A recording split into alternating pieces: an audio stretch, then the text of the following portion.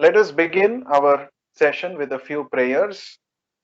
Nama Om Vishnu Padaya Krishna Presthaya Bhutale Srimate Bhakti Vedanta Swamin Nitinamine Namaste Saraswate Deve Gauravani Pracharine Nirvishesha Shunyavadi Paschatya Deshatarine Jaya Shri Krishna Chaitanya Prabhu Nityananda Shri Advaita Gadadhara Srivasadi Gaura Bhakta Vrinda Hare Krishna Krishna Krishna Hare Hare Hare Rama Rama Rama Hare Hare.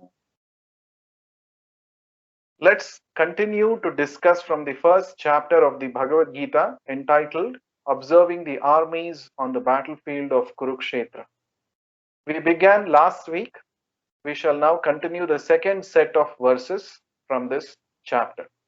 We dedicate today's session to our beloved spiritual master, Srila Prabhupada. So the verses that we are going to discuss will be 1.7 onwards. First, I shall chant the verses along with the translations, and then we shall get into the discussion based on today's context. 1.7 अस्माकं तु विशिष्टाये तान्निबोध द्विजोत्तमा नायका मम सैन्यस्य संज्ञार्थं तान् ब्रवीमि ते. Translation. Duryodhana said, O best of the Brahmanas, for your information, let me tell you about the captains who are especially qualified to lead my military force. Text 1.8 Bhavan Bhishmascha Karnascha Krupascha Tamitinjayah Ashwathama Vikarnascha Saumadattistathaivacha. There are personalities like yourself, Bhishma, Karna, Krupa, Ashwathama, Vikarna, and the son of Somadatta called Bhurishrava, who are always victorious in battle. Text 1.9 Anye cha bahava shura madarthe tyakta jivitaha nana shastra praharana sarve yuddha visharadaha. There are many other heroes who are prepared to lay down their lives for my sake. All of them are well equipped with different kinds of weapons, and all are experienced in military science. Text 10 Aparyaptam tadasmakam balam bhishmabhirakshitam paryaptam tvidame tesham balam bhimabhirakshitam. Our strength is immeasurable, and we are perfectly protected by grandfather Bhishma, whereas the strength of the Pandavas, carefully protected by Bhima, is limited. Text 11 Ayaneshu cha sarveshu yatha bhagamavasthitaah bhishmamevabhirakshantu bhavantas sarva evahi. Now, all of you must give full support to Grandfather Bhishma, standing at your respective strategic points in the phalanx of the army.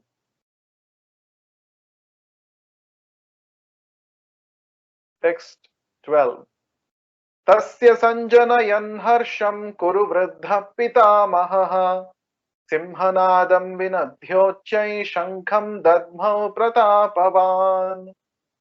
Then Bhishma, the great valiant grandsire of the Kuru dynasty, the grandfather of the fighters, blew his conch shell very loudly, like the sound of a lion, giving Duryodhana joy. Text 13 Tata shankhascha bheryascha panavanaka mukhaha sahasaivabhyahanyanta sashabdastu mulo bhavat. After that, the conch shells, bugles, trumpets, drums, and horns were all suddenly sounded, and the combined sound was tumultuous. So these are the verses 7 to 13 that today we will be discussing. Let's understand, let's get into the details of these verses and see what life lessons we can derive from these verses.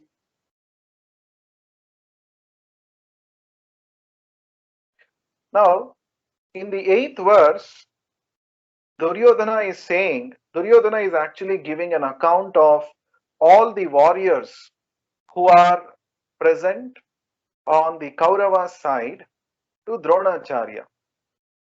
Now, while he's saying this, he's listing various personalities, but the first person that he lists is Dronacharya himself. He's speaking to Dronacharya and he's saying, Bhavan Bhishmascha Karnascha. Bhavan means yourself. So, Dronacharya knew all these people who are there on his side, but still, Duryodhana is talking about all these great warriors. Now, why does Duryodhana do this? Now, Duryodhana, one interesting thing is, as we discussed in the previous session, Duryodhana is a very diplomatic person and he wants to impress upon the point, upon Dronacharya and upon everybody who is on the Kaurava side, that we are strong enough. We have great personalities with us who are very powerful, especially who are always victorious in battle. So Duryodhana is saying all of these people are always victorious in battle. And he is also trying to impress Dronacharya by giving a list of the names, and the first person is Dronacharya himself.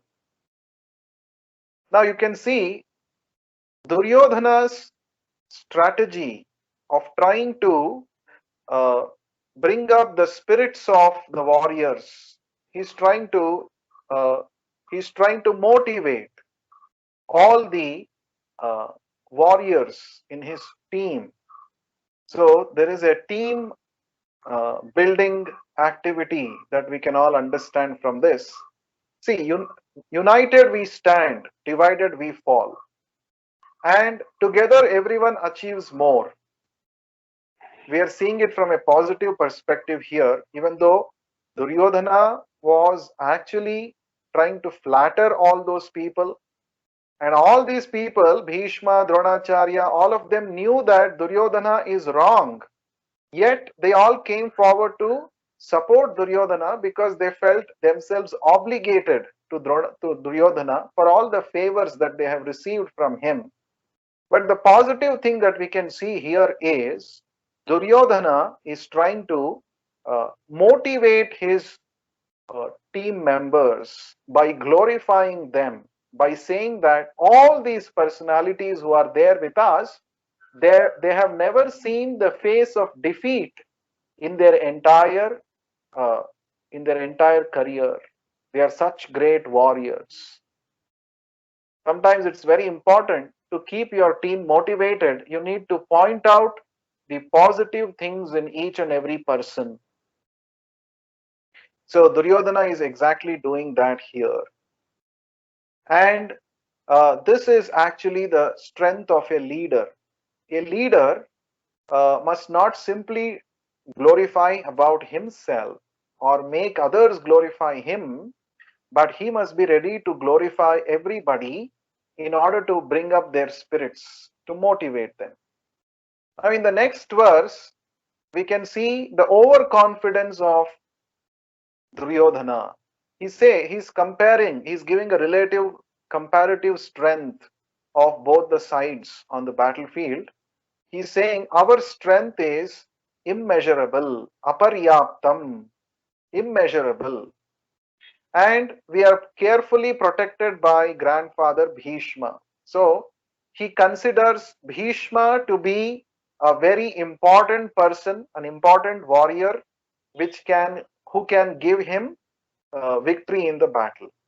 So he's saying our strength is immeasurable. It is great, aparyaptam.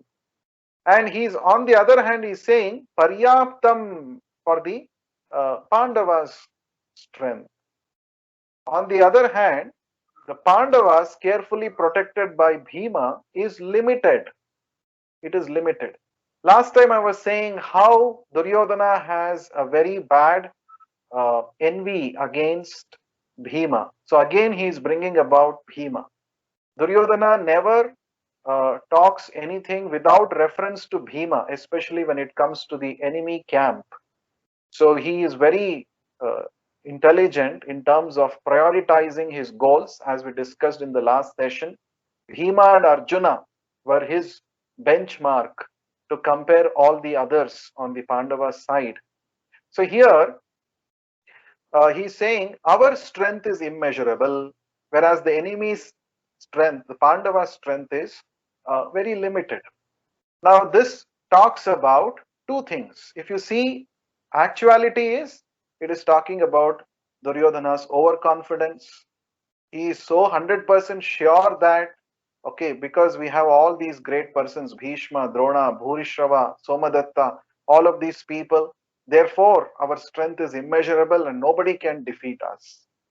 Whereas, now the another point is, this also talks about boosting the confidence of the team members, if you see it from a positive perspective.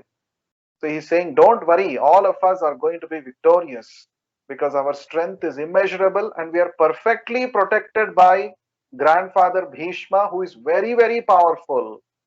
Grandfather Bhishma has fought many, many wars in his career, and he has also never seen defeat in his entire lifetime. Therefore, he is our trump card, and we should carefully protect him. That is what he says in the next verse. So, Bhishma Deva is one of the great warriors on the Duryodhana side, whom Duryodhana has great faith, and he thinks Bhishma will bring him victory. Now let us see some interesting points here. Now, herein, an estimation of comparative strength is made by Duryodhana. He thinks that the strength of his armed forces is immeasurable, being specifically protected by the most experienced general, grandfather Bhishma. On the other hand, the forces of the Pandavas are limited, being protected by a less experienced general, Bhima, who is like a fig in the presence of Bhishma. Duryodhana was always envious of Bhima because he knew perfectly well that if he should at all die, he would only be killed by Bhima. But at the same time, he was confident of his victory on account of the presence of Bhishma, who was a far superior general. He considered that he would come out of the battle victorious, uh, was well ascertained. So, uh, this is talking about how uh, overconfident is this Duryodhana. When somebody is very proud of himself, he disregards the potential threats or the potential risks. He's so puffed up, very proud, and he says, yes, this is simply overconfidence. Probably Duryodhana has forgotten how powerful a warrior Bhima is. Even though Bhima is younger and he has lesser experience compared to Bhishma, but it was not an intelligent talk by Duryodhana by saying that Bhima, his strength is limited. Because as we see in the picture here, it was Bhima who single-handedly fought against the great warrior Jarasandha and killed him. So we should not forget uh, this particular thing. So what I'm trying to say here is, when we are trying to motivate our team members, we should not become blind to the potential threats. Simply in the name of uh, boosting their confidence, we should not keep the team members in ignorance. That is one important lesson that we derive here. Bhima was definitely, uh, you know, less experienced, but definitely he was very powerful. and Duryodhana shouldn't have disregarded this. So, this is one interesting thing that we learn. In team building, yes, you should speak to your team members, boost their morale, all that. But at the same time, talk about both positives and negatives, right? What are the opportunities present? Talk about that. What are the probable threats? Talk about that as well. Simply speaking about the positives and disregarding the threats is not the quality of a great leader. But of course, that doesn't mean that a leader, by talking about threats, he's trying to scare his team members. No, it is not scaring. It is just presenting things as they are in reality. But Duryodhana, being a diplomatic person, he disregards the risk of Bhima while speaking to his team members. Now, here, next verse, he is telling all the team members, since Bhishma Deva is very important for us, what we need to do is all of us we should give full support to the grandfather Bhishma by standing at your respective strategic points in the army. So he is one interesting thing that we can learn here is he is involving everybody in the game. A team member, a team leader is supposed to involve everybody in his team. Even though he has recognized Bhishma is the leader, but at the same time, he's not saying all others are not important. He's saying all of you should give full support to Bhishma. Only then Bhishma can give us victory. So it is taking everyone along. That is the positive thing that we see here. A team leader should take even the least performing person in his team with him. Everyone should feel that, yes, I am with him. We are all one. So that is the point that is conveyed here.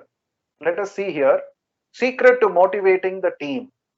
Duryodhana, after praising the prowess of Bhishma, further considered that others might think that they had been considered less important.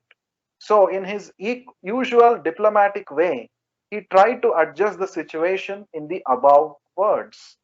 He emphasized that Bhishma Deva was undoubtedly the greatest hero, but he was an old man, so everyone must especially think of his protection from all sides. He might become engaged in the fight, and the enemy might take advantage of this full engagement on one side. Therefore, it was important that the other heroes would not leave their strategic positions and allow the enemy to break the phalanx. So, this is how Duryodhana is motivating his team members by saying, all of you should give protection to Bhishma by being present at your strategic points.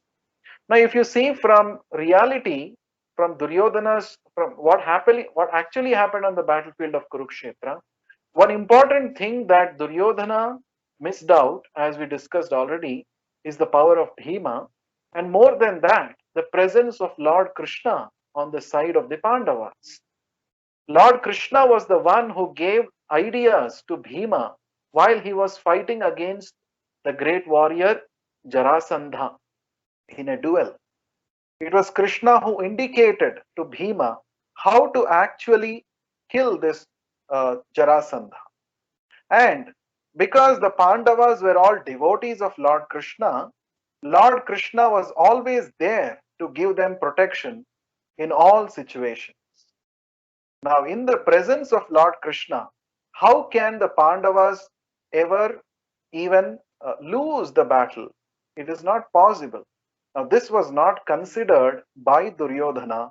Again, the reason for this is his pride. He was so much proud about his own strengths that he disregarded the strength of the opposite side. So, this makes a person blind. Because of this, a team leader especially should always be conscious of both the pros and cons, the strengths and weaknesses of himself, his team members, and the opposite team. Otherwise, he might, with wrong understanding, he might take wrong decisions, which will ultimately lead to his own downfall, which actually happened in the case of Duryodhana. Yes, confidence hinged on the past. There was one more reason why Duryodhana was so confident that he is going to win the battle. Here is it. Here it is. Let us read this. Duryodhana clearly felt that the victory of the Kurus depended on the presence of Bhishma Deva. He was confident of the full support of Bhishma Deva and Dronacharya in the battle because he well knew that they did not even speak a word when Arjuna's wife Draupadi, in her helpless condition, had appealed to them for justice while she was being forced to strip naked in the presence of all the great generals in the assembly. Although he knew that the two generals had some sort of affection for the Pandavas, he hoped that all such affection would now be completely given up, as was customary during the war. So, you see here, what was Duryodhana banking on? Duryodhana knew that in the past, in the assembly, when Draupadi was being tried to disrobe, at that time, Bhishma, Drona, and all the great Kuru warriors did not even utter a word of protest. They remained silent. They remained mute spectators. So this gave confidence to Duryodhana that even now on the battlefield, I can expect complete support from Bhishma and Drona, even though they have soft corner towards the Pandavas. Now, from this, what do we understand? Now, even though Bhishma and Drona were men of great character, but they felt themselves helpless in both the situations, both when Draupadi was being insulted in the assembly and on the battlefield of Kurukshetra, because of their loyalty towards the throne of Hastinapura. Because they were so loyal to the throne of Hastinapura, so they did not protest, even though they knew that what Duryodhana was doing was wrong, but they could not raise their voice. Now, what do we know from this? When you become obligated to a person of bad character, even without your wanting, you're forced to support that person in all circumstances. See, obligation plays a very important role. Suppose somebody has helped us in our time of dire need, and then later on that person is requiring your help, and at that time, even though you know that that person is on the wrong side, you should not support him, but still, because of your obligation, you are forced to support that person. That's what actually happened with majority of the people on the Kaurava army. For example, Dronacharya. Dronacharya was very poor. He could not even give milk, cow's milk, to his son Ashwathama when he was a young boy. So that time, Dronacharya was employed as the teacher for the Kauravas and the Pandavas. And Dronacharya felt himself indebted to the king of Hastinapura. So this is what happens. Even a man of great value system sometimes becomes helpless when he is under the obligation of a bad leader. We see in politics also this kind of things happen, and it is a very bad state of affairs. So it is better not to take any favors from Duryodhana like people, because we will lose our uh, freedom to make the right choices. So Duryodhana was banking upon the fact that when Draupadi was being insulted, none of them raised their voice. So therefore, he was confident that even now on the battlefield, he will get full support from Bhishma and Drona. So the next verse, what happened after saying all this? Now, Bhishma Deva, the great valiant grandsire of the Kuru dynasty, the grandfather of the fighters, blew his conch shell very loudly like the sound of a lion, giving Duryodhana joy. Yes, this is an interesting thing. So Bhishma Deva is heralding the beginning of the war by blowing on his conch shell. Now, this was customary during the battlefield. During the battle, the leaders would blow their conch shell for two reasons. One is to announce the war. Secondly, to boost the morale of their soldiers. This was done. In fact, not only conch shell, there were many other kinds of musical instruments which were used: trumpets, bugles, drums, and all of those things.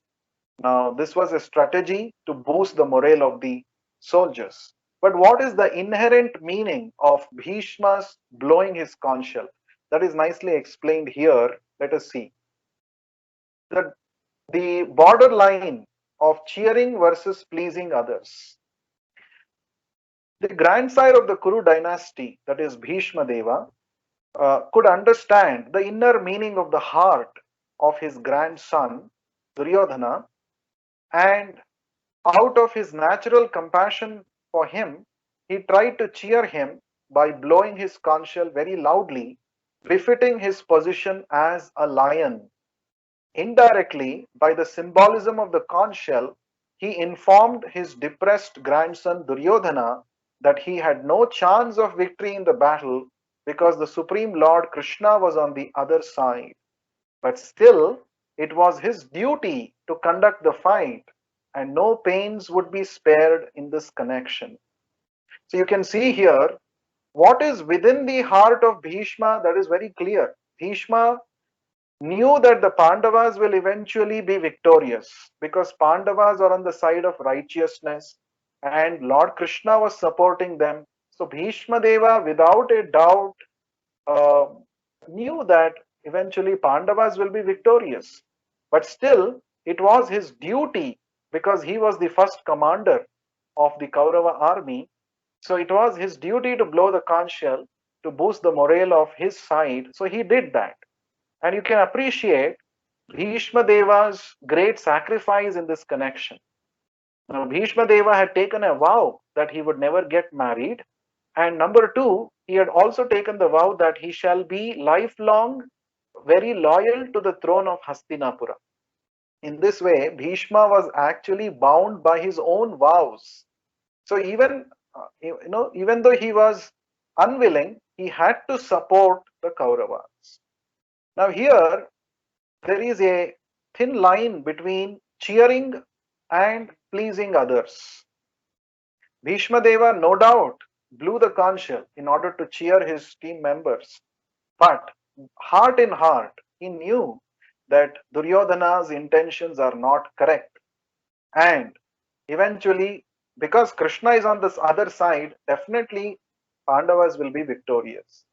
He was not in a mood of simply speaking and pleasing his grandson on the battlefield, but he simply blew his conch shell to indicate that yes, I am with you, but I know for sure that the Pandavas will emerge victorious. So this is another example of how a person might get obligated without his desire. He may have to support wrong things in his life. That's what happened with Bhishma Deva. Okay. So to conclude what we have discussed today, before we go to the Q&A, Duryodhana was overtaken by overconfidence as expressed in the statement, they are always victorious in battle. So he said this, always these people have been victorious in battle. So he was so overconfident. A leader should never be overconfident.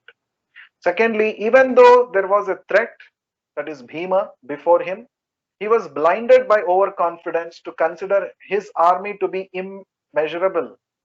We should notice our threats mindfully, as I mentioned. SWOT, SWOT analysis. Probably we all know this. SWOT, SWOT. We have to always be conscious of these four things: our strength, our weaknesses, our opportunities, and our threats. But because of overconfidence, Duryodhana did not regard the threats. He considered Bhima to be a very, uh, a person, a warrior who has no much experience. And then thirdly, competency of a team leader is in motivating all the members and not just the important subordinates. One of the strategies is praising the team members, which Duryodhana did very well, as we pointed out. So Duryodhana said, not only he was confident about Bhishma, but he said that all of you should give support to Bhishma, to grandfather Bhishma, by standing at your strategic positions. So he was actually involving everybody, motivating everybody. Fourthly, we should motivate or cheer the hardworking, depressed ones as a matter of duty, but not to an extent of dancing at their tunes. That we see from the blowing of Bhishma's conch shell. Bhishma did not start speaking and just to pacify his grandson Duryodhana. He did not start speaking words just to, pacify him. He was not like dancing at the tunes of Duryodhana. But still, he considered it his duty. I am there on this side, so I have to declare the war by blowing the conch shell. So that is what we understand from this today's discussion. So now we shall do 2 minutes of mantra meditation. So we are trying to understand this knowledge of Bhagavad Gita. We have just begun with the first chapter. There is a lot more things to know in the coming chapters. Now, one interesting thing is this Bhagavad Gita not only talks about some life lessons, it also talks about spiritual principles which can be applied in our daily lives. And this is a great mystery. So, if we want to tune ourselves to the spiritual frequencies of the Bhagavad Gita, it's very important to raise our consciousness to the spiritual platform. And mantra meditation is one such easy method to keep ourselves on the spiritual platform. So, this process involves the chanting of the mantra, the Hare Krishna Maha Mantra, and uh, meditating on the sound of this mantra. Let us do that now. First, we will be chanting the invocation prayer one time. Please chant along with me. Shri Krishna Chaitanya Prabhu Nityananda Shri Advaita Gadadhara Shrivasadi Gaura Bhakta Vrinda. Now we shall be chanting the Hare Krishna Maha Mantra together for about 16 times. After this, we shall go for question and answers. So as you chant, please hear each and every word attentively. Let's begin.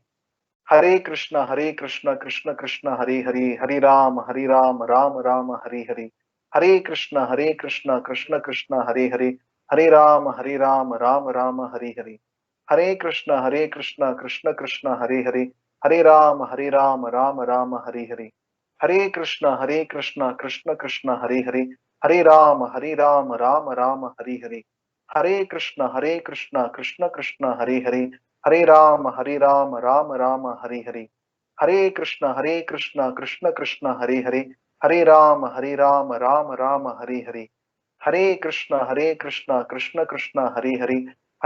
Hare Ram, Ram Ram, Hare Hare. Hare Krishna, Krishna Krishna, Hare Hare, Hare Ram, Ram Ram, Hare Hare. Hare Krishna, Krishna Krishna, Hare Hare, Hare Ram, Ram Ram, Hare Hare. Hare Krishna, Krishna Krishna, Hare Hare, Hare Ram, Ram Ram, Hare Hare. Hare Krishna, Krishna Krishna, Hare Hare, Hare Ram, Ram Ram, Hare Hare. Hare Krishna, Krishna Krishna, Hare Hare, Hare Ram, Ram Ram, Hare Hare. Hare Krishna, Krishna Krishna, Hare Hare, Hare Ram, Ram Ram, Hare Hare. Hare Krishna, Krishna Krishna, Hare Hare, Hare Ram, Ram Ram, Hare Hare. Hare Krishna, Krishna Krishna, Hare Hare, Hare Ram, Ram Ram, Hare Hare. Hare Krishna, Krishna Krishna, Hare Hare, Hare Ram, Ram Ram, Hare Hare. Hare Krishna, Krishna Krishna, Hare Hare, Hare Ram, Ram Rama, Hare Hare. I request all of you to please practice this mantra meditation every day. It takes about 7 to 8 minutes to chant one round One round means 108 times, which is the minimum recommended. So if you practice this, you will yourself see the benefit of this. Your mind will be more calm, peaceful, and you'll be more responsive than reactive. Go for some announcements. Yes, starting this coming Tuesday, we have a dedicated, exclusive Q&A session. A lot of you were having many questions, so we have this Ask Us. So you can ask your questions, and we will try to respond to it based on the principles of Bhagavad Gita. The theme for this coming question, Ask Us session, is fear of the future. I'm sure many of us will be apprehensive about the future, some fears associated with the future, fear of the unknown, all such things. So you can bring up your questions and we shall try to answer them based on the principles of Bhagavad Gita. So don't forget to tune in this Tuesday at 6:30 p.m. For more details, you can contact Santosh. Okay, someone raised their hand. I'll take your question after some time, after the announcements. Yes, there's an opportunity for all of you to cultivate this habit of mantra meditation on a daily basis. We have the students of IISc who join every day between 8 a.m. and 10 a.m. on the Google Meet platform, and they do the mantra meditation. So please try out um, being part of this mantra meditation. Anytime between 8 a.m. and 10 a.m., you can join them. Even for 5 minutes, you can join them. I'm sure you will feel very good chanting or doing this mantra meditation along with them. Please make a note of the meeting link that is displayed on the screen. You can contact Santosh for more details. Yes. If you have some questions or comments at this point of time, we can take up your questions. Somebody raised their hand.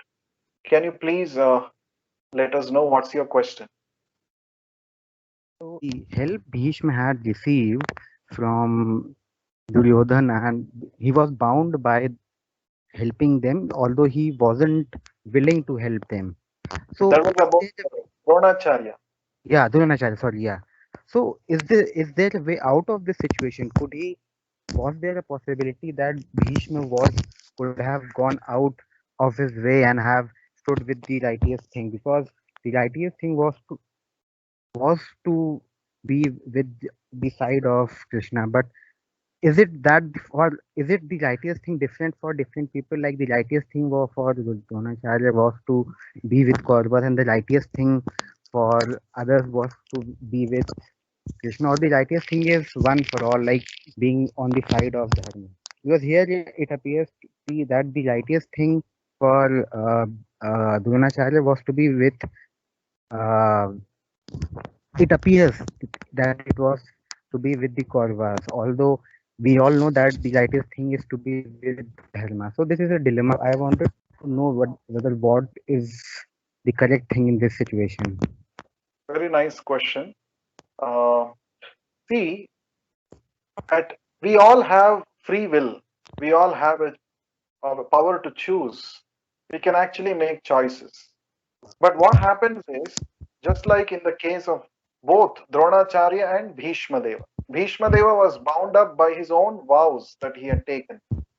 He had taken a vow that whoever shall sit on the throne of Hastinapura, he shall be loyal to them, right? He will fight on behalf of them. So that was the vow that he had taken, and he was bound by that vow. Whereas Dronacharya was concerned, he received financial help from the king of Hastinapura when he was in dire need. So he felt himself obligated. Now, because of that, they both of them chose to fight on the side of the Kauravas, even though they knew that Dharma is on the side of the Pandavas. Now, if you're asking the question, is there a way out? Definitely there is a way out. The point is, one must be true to his conscience. Because Bhishma and Drona knew that Pandavas are on the side of righteousness, definitely they should have chosen to be on their side. Okay. Now, that is the whole point discussed in the Bhagavad Gita. What is real dharma? Real dharma is to, even though there may be 100 obstacles on your path, uh, when you know that something is right, stand by it. No doubt, even though thousands of people may be on the other side, don't worry about it. In fact, the final message of the Bhagavad Gita is this only: Sarva dharman parityajya mam ekam sharanam vraja. So, Krishna says, give up all varieties of dharma and just surrender unto me. Now, somebody may ask, if I give up everything else and surrender unto me, won't I get sin? I have taken help from somebody in their need. If I'm not with them, won't I get sin? Krishna says, Aham tvam sarva papebhyo moksha ishyami ma shuchaha. He says, don't have to worry. I will I will free you from all sinful reactions. Do not worry. So this is Krishna's assurance. So yes, what you are saying is right. Duryodhana, Dronacharya and Bhishma should have actually given up their so-called hesitation, and they should have actually supported the Pandavas. But different people behave differently under different circumstances. But the lesson is uh, for us is uh, be on the side of righteousness. Now, one more interesting thing that I would like to share here is just before the battle was about to begin, in fact, after the entire Bhagavad Gita was spoken and everything else was over, that time Yudhishthir Maharaj, the eldest of the Pandavas, he makes an announcement. He says that now we are going to fight this battle. The battle is about to begin now. Now, I make an announcement that if anyone who are on my side want to go to the Kaurava side, they are free to do so. And if anyone who is on the Kaurava side want to come and join our side, they are free to do this. Yudhishthira announces this. And as soon as Yudhishthira Maharaj announces this, one person from the Kaurava side comes to the Pandava. He changes his party at that crucial hour.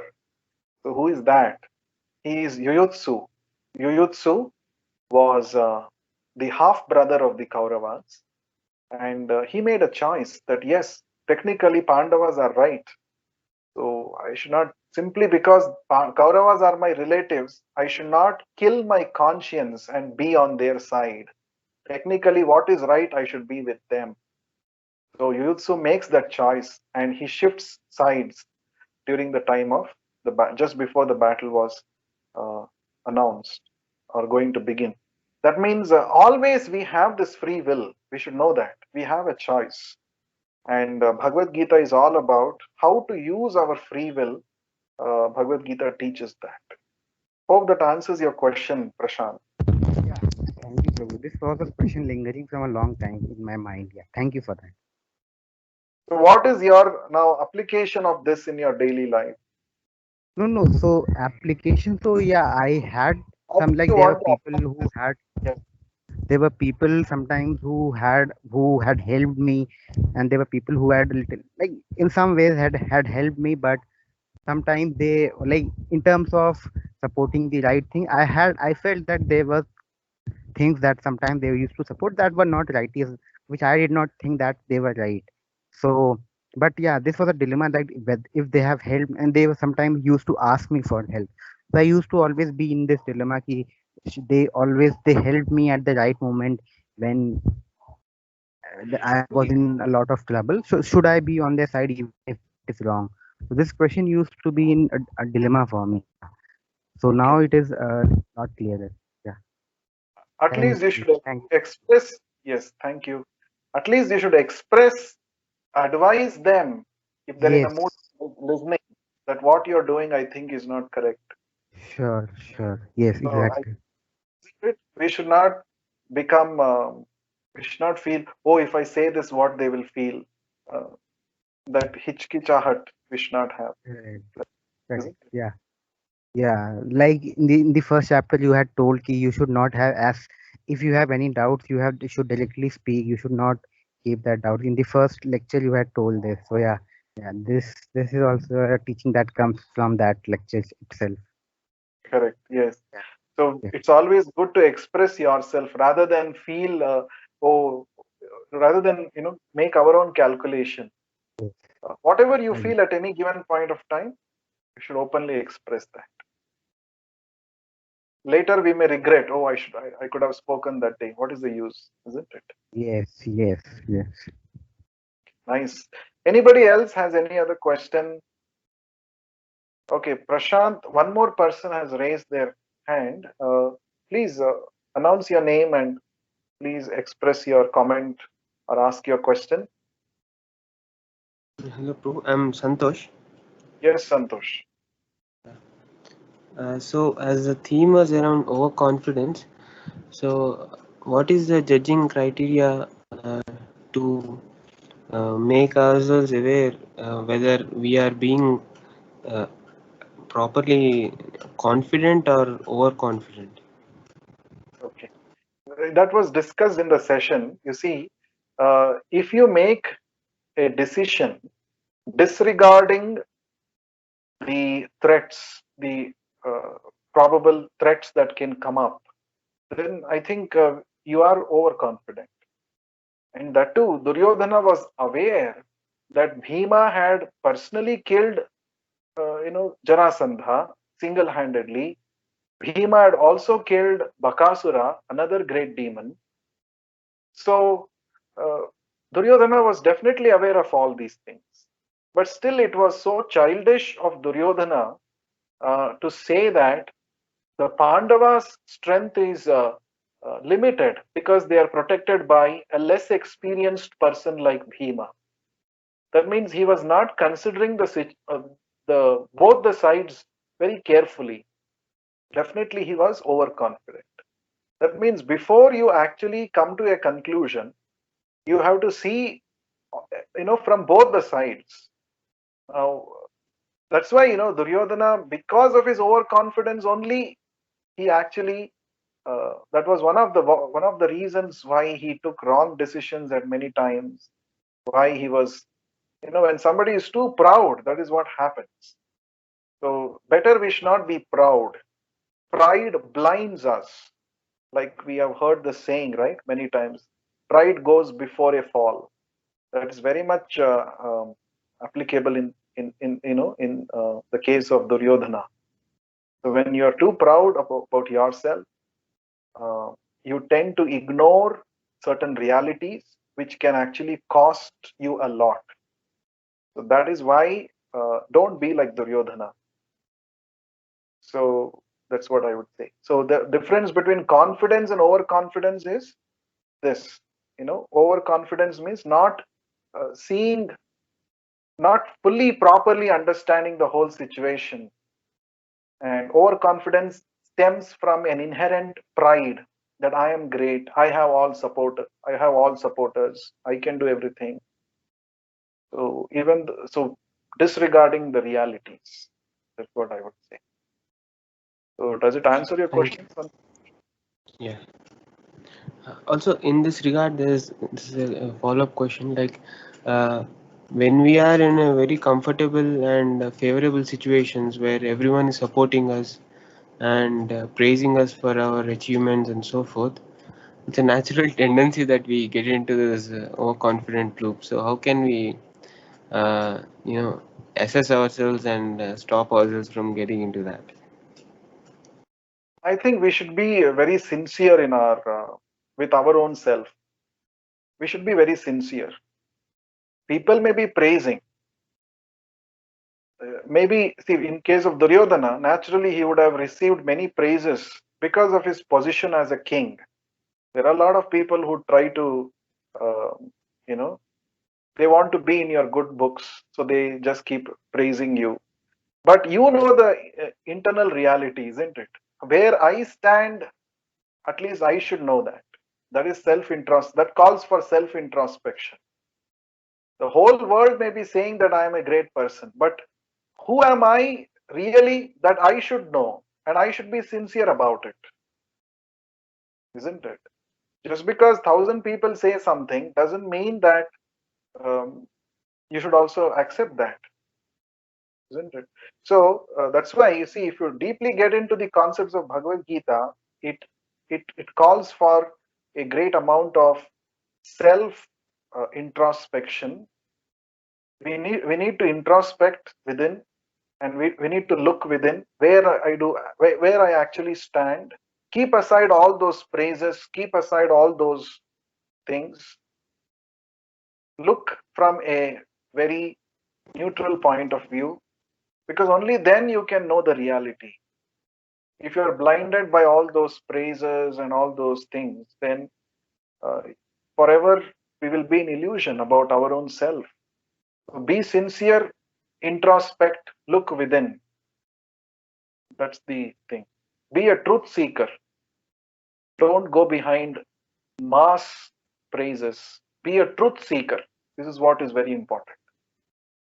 Because ultimately, what are you going to achieve by all those praises in your life?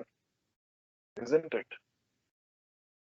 So there is a nice saying in the Bible: what does it profit a man who gains the whole world but suffers the loss of his own soul? It's a wonderful statement. The whole world may praise you, but what is the use if you do not know yourself? If you are not sincere, there is no use. So be a truth seeker, right? Thank you. Thank you. So very nice. Today we had very interesting discussion. Uh, I'm very happy that from Prashant's questions, I was very happy that he remembered certain things which I had told in the previous session, and he's bringing it up now and discussing. Very nice. So thank you so much for being part of the session. Like last week, I would also like to repeat my request. Uh, Please do reach out to your friends in the campus and inform them about this session. Talk to them about this session and invite them for these sessions every Saturday at 6:30. So please do invite.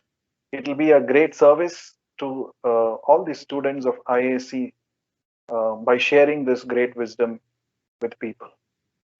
So with that, we come to the end of the session. If you have any questions, you can also post your questions on the link that is visible on the screen right now. And last but not the least, please give us your valuable feedback in this link. How you felt attending the session, what were your experiences, what were your learnings? We would like to know. Please spend 2 minutes and give your feedback on this link, tinyurl.com/td comment. With that, I take your leave. We shall meet again next Saturday. Thank you very much. Hare Krishna. Thank you, sir. Hare Krishna.